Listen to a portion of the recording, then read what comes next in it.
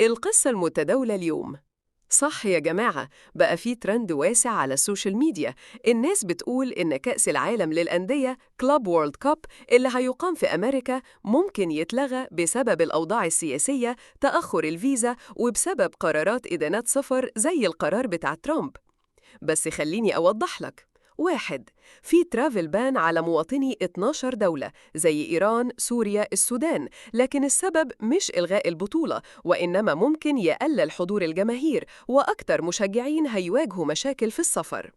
اتنين، في تأخيرات في تقييم الأندية والجماهير وأولوية كبيرة لإثبات إن الملاعب جاهزة زي NFL ستاديومز.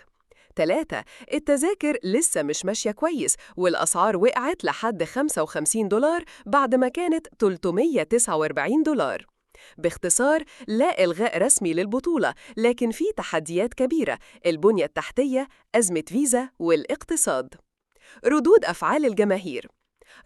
جمهور الأهلي: لو فعلا البطولة اتلغت يبقى فرصة ضاعت، لكن دول فاكرين إن الأهلي هيصنع تاريخ من غير ملعب.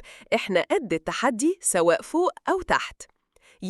جمهور الزمالك: والله كأننا كسبناها من غير مجهود، إلغاء علامتنا ما حصلتش بس في الخيال.